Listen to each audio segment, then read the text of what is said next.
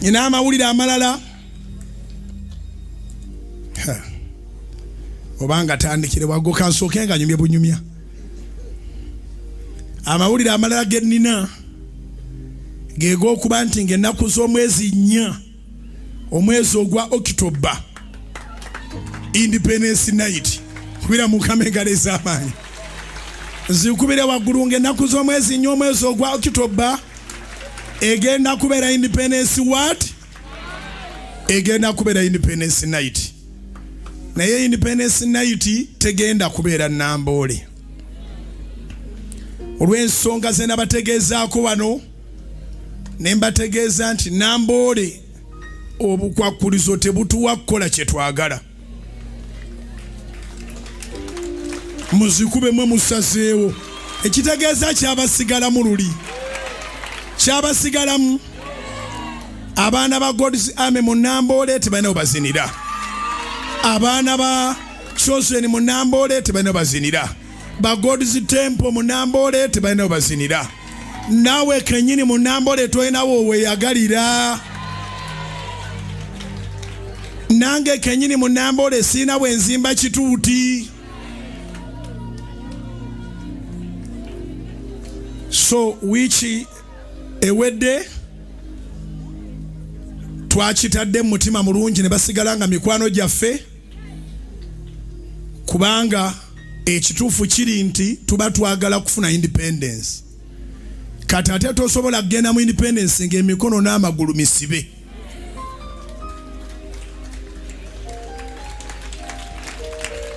Zikubire waggulu mu linnya lya Mukama waffe Yesu.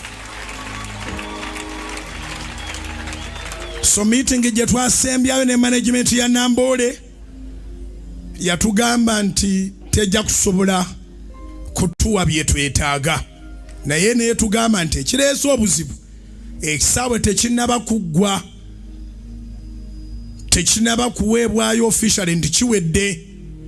UPDF Engineering Brigade ekyakola kati ng'ekyakola tebalina batukkiriza kukomerera kintu kyonna n'ekimu wadde okusibayo ebintu byaffe. Ne batubuulira ne batugamba ekituufu kiri nti mwagala tetubirina era naffe twabawandiikidde ebbaluwa ng'erifaalinga ku meeting gye twalimu nga batutegeezezza nti tebali mu position kutuwa bye twagala kubanga nange bannange munansaasira ne bengenda nabo sisobola bajjireyo kintu nga tekijja tugasa.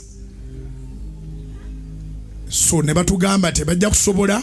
Nange nabawandiikidde ebbaluwa ng'eganda okusinziira ku meeting gye twalimu ne batugamba tebasobole, n'olwekyo tukitadde tulikiddamu bwe kiriba kiwedde ng'era basobola otuwa bye twagala. Olwekyo olwaleero post gy'ogenda okutambuza egamba nti Independence Night ejja kubeerawo nga 4 October, naye ekifo ekipya kati nkigobako bugobi nja kibabulira ku Sunday nga 22.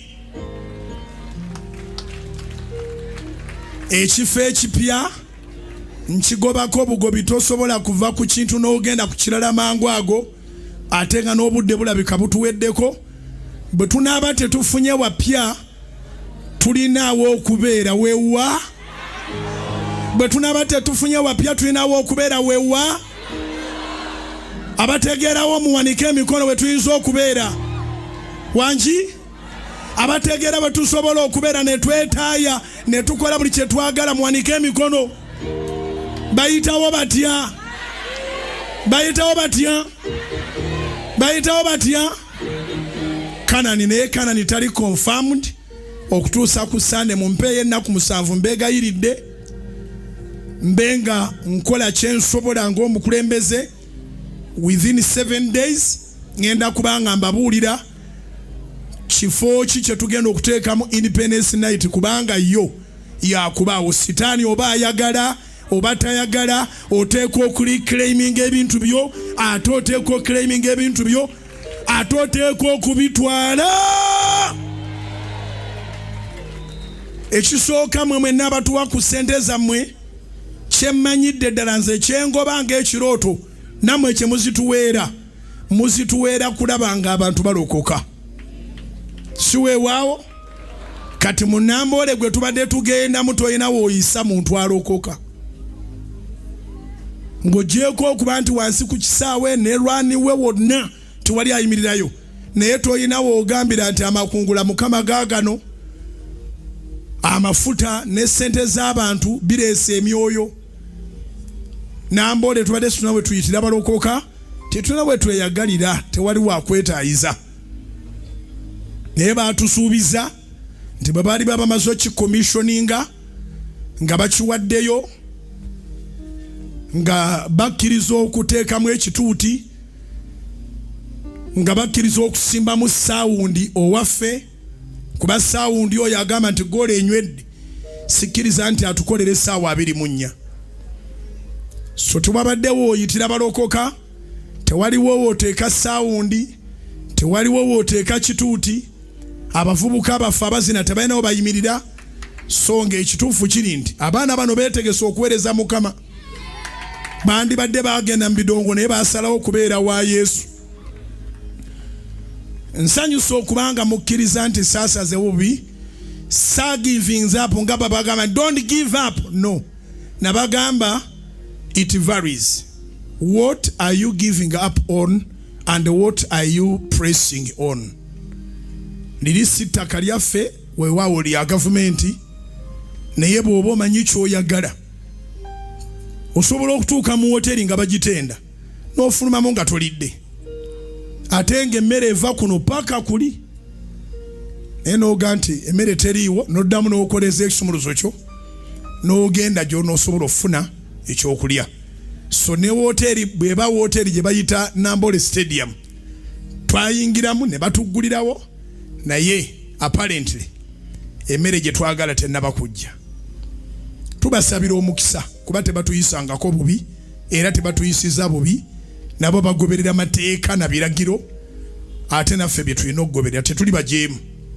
so wiiki eno kanzirukeddukeko ndabe nga tusobola okufuna ewalala naye ekinsanyusiza mu kitegedde singa tuba tubuliddwa ewalala Independence Night tugikwatire ku ttaka lyaffe ku Canaan Land so post gyoba otambuza gwabadde atambuza nti Independence Night mu kisaawe Nambole tambuza post egamba nti ekifo we tunaabeera tujja kitegera ku Sande ng'ennaku z'omwezi 22 tusigaze ebbanga ttono naye ekirungi ffenna twetegese ffenna tumanyi kye twagala ffenna tumanyi ekyokukola mwebale nnyo mwebalire ddala okunzikiririzaamu okubeera omukulembeze wammwe ate n'okukkiriza ne mubeere bakkakkamu muyimuse emikono basabire omukisa kitange omulungi abantu bano gwe wabaleeta n'abali ku mikutu gyaffe egya Salt FM n'abali ku Salt TV